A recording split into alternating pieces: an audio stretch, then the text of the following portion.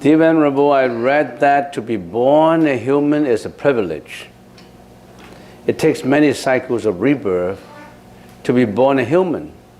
Can you please let us know a little bit about why the human life is so special? Well, your first part of the question says to be born as a human is a privilege. It's not easy to be born as a human, but I don't know if it's a privilege. When you're talking about privilege, that means you are in control. It's a privilege. You must have done something that is a privilege.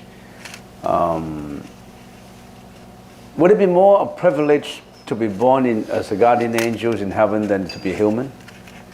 And also, if you think that to be born as human is a privilege, and how come some privileges are suffering more than other privileges?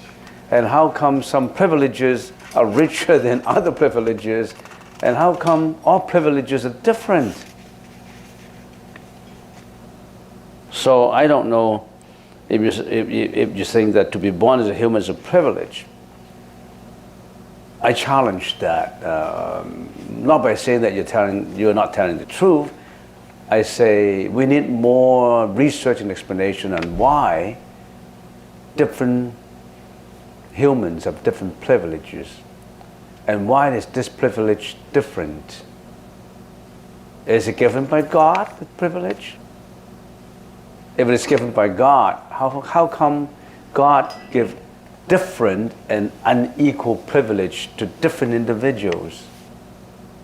But if you say that no, it's not given by God, it's you earn it yourself, then how come some people earn more than the others? But let's take a look at the second part of the question. It takes many cycles of rebirth to be born a human.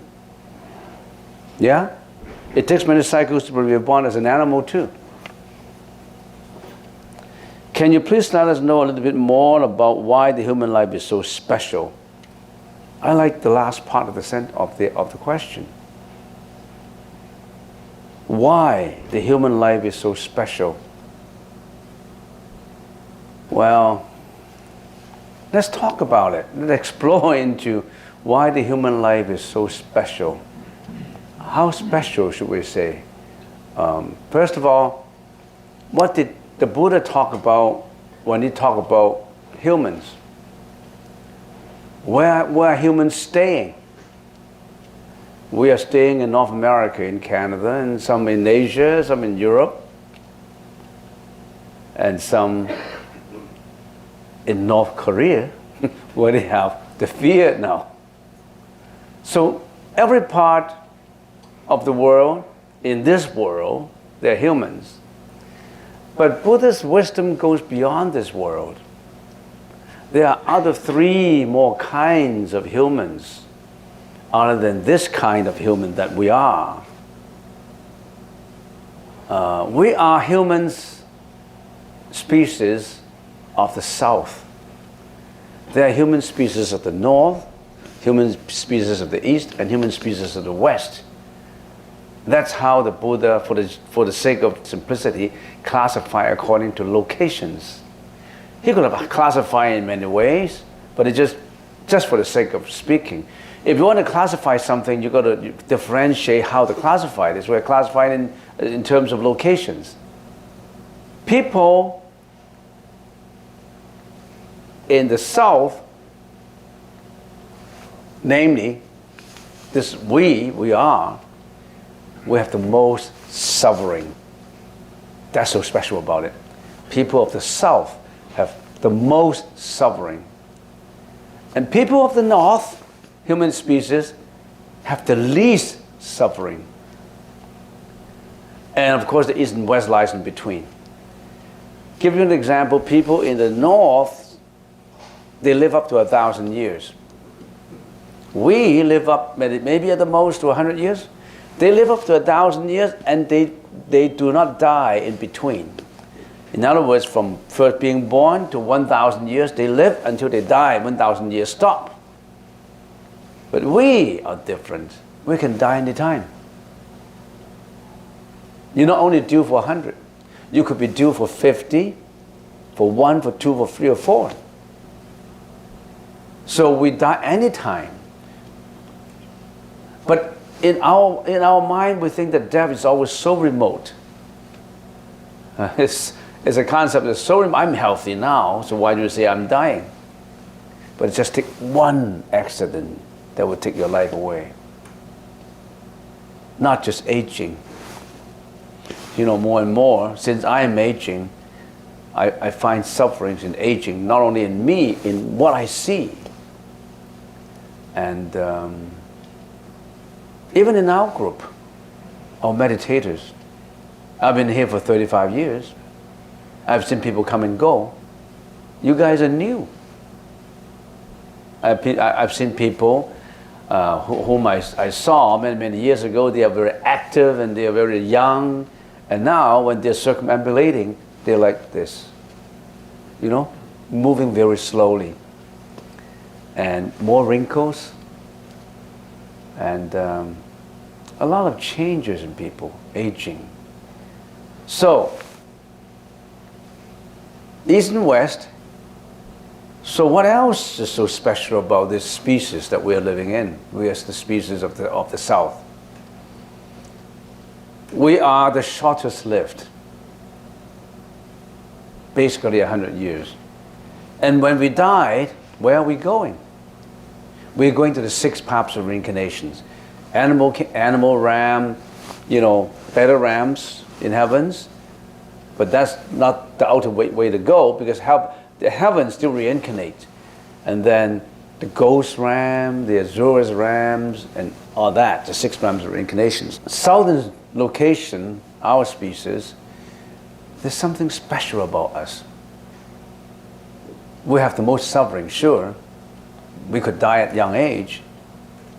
But the Buddha said, species of the South can endure sufferings. Their perseverance is much higher than all the other 3 locations. Those of the other 3 locations. We are able to put up with, we're able to tolerate sufferings that imposing on us through the environment or through our own karma. Why is it like that? Why are we capable of tolerating sufferings? That's the specialty about us. And because we can tolerate suffering, more than just tolerate suffering, there's another characteristic that we have. We're extremely diligent. We work hard. People of these species in the South, they can tolerate suffering, they can work hard to make a living. In the North, for 1,000 years, they don't have to make a living. They don't have any boss. In other words, food come naturally, and they really have to work. You know, they just enjoy. I have never been there. I can't tell you. I just repeat from what the Buddha told me. You know, in sutras, they enjoy life for 1,000 years, and then after they die, they were reborn in heaven. So they don't have to worry about it. When they die, they just go to heaven, and then after their heaven is served, the period is served, then they reincarnate again back into the 6 paths of reincarnations. So ours, we are the most diligent. We work very hard, and we can endure suffering. And because of that, people, species in these locations, can become a Buddha. They can become Buddha because they work hard at enlightenment. Whereas in 1,000 years, people in 1,000 years, they don't have any Buddhism there. No Buddha in there. They don't need Buddha. Because everybody is so happy, they don't need Buddha. So Buddha is not reborn there to be the Buddha, to introduce Buddhism. There's no Buddhism in the north. And how about in the east and the west? Not much Buddhism. The most Buddhism is in here. That's the reason why Sakyamuni Buddha was born 2,600 years ago into this world, because this world contains species that can be enlightened, that will go through the enlightenment process, that would explore the spiritual odyssey to become a Buddha. This is in this life. One of the most outstanding example of perseverance and diligence.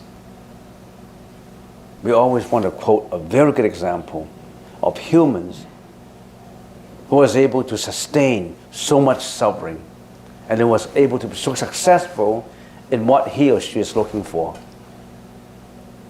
There's a person in North America 100 years ago, almost like. He was mute. She couldn't speak. She couldn't see. She couldn't hear. She lost all her senses at the age of 5 or 6. That's Helen Keller. That's what? Keller. Helen Keller. She had no senses at all. So imagine a person who has to suffer so much from having no senses. She was able to sustain and tolerate that and came out to be so successful a philosopher and a writer. There's a very good example of human tolerance. When you have no listening skill, you can't hear, you can't even have a teacher teaching you. When you cannot speak, you have no one to talk to express your gratitude, to express your emotions and passions inside. You have no one to talk to, you can't talk. You can't listen, you can't talk, you can't see. So what else is there? The only thing you have is touch. But she was able to use touch to become so successful, to become so enlightened. So, talking about this continent contains species that are so tolerable of suffering, that work so hard. Do you have those characteristics? Varies in degree. Sometimes I feel so, when I get so lazy in my practice, I always think about Helen Keller. Why am I so lazy? This characteristics of humans is so diligent, and I spend all my time playing my games, my computer games. I spend all my time in fooling around. I spend all my time in looking for pursuit of Epicurean material enjoyments. I'm not qualified as a human being in this species. I should work harder. That's how I encourage myself, because I should have those characteristics. I should work hard at my enlightenment. I can tolerate a lot of sufferings. So when sufferings come to me, I won't be despair. But look at so many people, when they caught a disease that is so acute, that is so terrifying, they depress. They gave up. They gave up hope. They're just lying there waiting for death. This is something that we should always think about. Are we not wasting our time? Because all these characteristics that this continent contains, how much do I have those characteristics? If you are on your way to the practice of enlightenment, you are on your way to the Buddhahood. You're on your way to uplift your wisdom until you reach that stage, what we call nirvana. At that stage, you're free from life and death. No more rebirth. No more going through all these different species of animals and the realms. You are at eternity. Actually, there's no such thing as eternity. It's just for the purpose of talking about it. For that reason, there's no such thing as nirvana too. But if we don't talk about it, where do we go? We got to use our language to talk about it. You take the ferry to Victoria. And when you reach Victoria, you got to forsake the ship. No more Buddhism. You have to leave Buddhism in order to get on shore. You have to leave the boat to land on Victoria. You don't hang onto the boat, but you need the boat. You need to talk about the boat. No boat, no crossing of the waters. You're sunken in the ocean of life and death, like you and me. Any more question? Yes? Yes, I was wondering if you could talk about the meditation retreat. Meditation retreat? Yeah. Oh, we're going to have the meditation retreat in. How many people will come in to sign up? 11 so far. 11 so far? So we'll put a stop after it reaches 30. But then probably we'll stop at 20 because we'll have our own people, right? We don't know. It's not here. It's at Bowen Island. So you got to, first of all, for those who qualify to come, you need to have your own sleeping bag because we can't provide so many blankets and pillows for you. Plus, we have a lot of washing to do, laundry to do. You bring in your own sleeping bag. We have bed for you. You will be staying 2 nights in Bowen Island, where it's the forest. It's a forest meditation. It's not a concrete building meditation. You may be meditating in a forest, or you're meditating by the side of a sea. We have a shoreline of 500 feet. We have a forest in which we contain thousands and thousands of trees. We have trees that are as old as 700 years old. So it's a forest tradition meditation retreat. It's so quiet. You couldn't hear any car. You can only hear occasionally the singing of a bird, or maybe the sight, because these animals are so quiet, of a deer walking by. There's 6,000 deers on Bowen Island. There hasn't been any bear record on Bowen Island, unless you're lucky when you're there. So it's a quiet meditation retreat, and we'll have a whole day's practice of meditation, some chanting, some circumambulations, and trail meditation. We'll be walking on trail. We'll be going, for example, from the shoreline up to Honeymoon Lake and a mountain, halfway on the mountain, and then we'll be going by, the trail walking. It's a trail meditation where you have to keep absolutely silence. You don't sing, you don't talk when you're doing the trail meditation. For those who like nature, this would be an absolutely good practice for you. Where the air is so fresh, the water is so fresh, the environment is so quiet, and I guess to me there's no comparison to many other places. Yeah, we'll have a whole list of activities. So we get up 4:30 in the morning. We start 5 o'clock, and then 6:30 you have the breakfast. And some of the people in the city, they may have the breakfast at 12. They call it a brunch, So you have to get up early in the morning, 4:30, 5:30 in the morning, and then they practice every hour. Of course, in between you have some short period breaks, and then you practice until meditation, walking meditation, trail meditation, chanting, Dharma talk, and a lunch session. No dinner session though. You only eat 2 meals in a day. Huh? We'll get a juice. Yeah, not to scare you away, give you some juice. Yeah, you can drink juice only. Juice that have no remnants of fruits in it. So only juice and water. And yet, most people in North America, they overeat. They don't need to eat so much. So if you're thinking of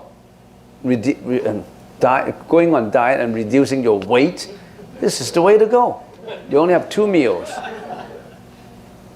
Only 2 meals, and after those 2 meals, no more meal. You only have Jews. And tried it out.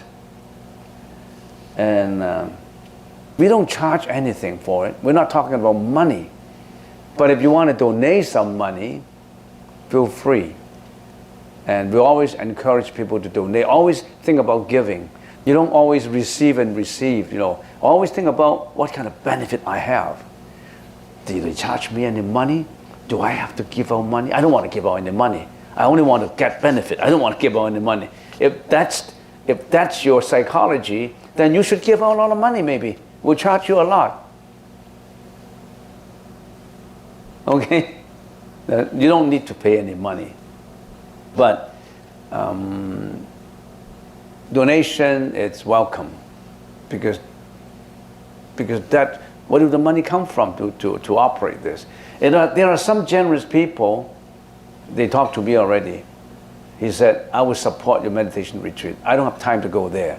But for anybody who go there, I support the food, I support this. They don't need to receive the benefit, they just want to give. There are people like that. There are at least 10, 20 people like that. It's the cultural traits. The Asian culture is, they're so used to giving. They're so used to giving out. They don't necessarily to enjoy the benefit, but they like to give out. There are people like that.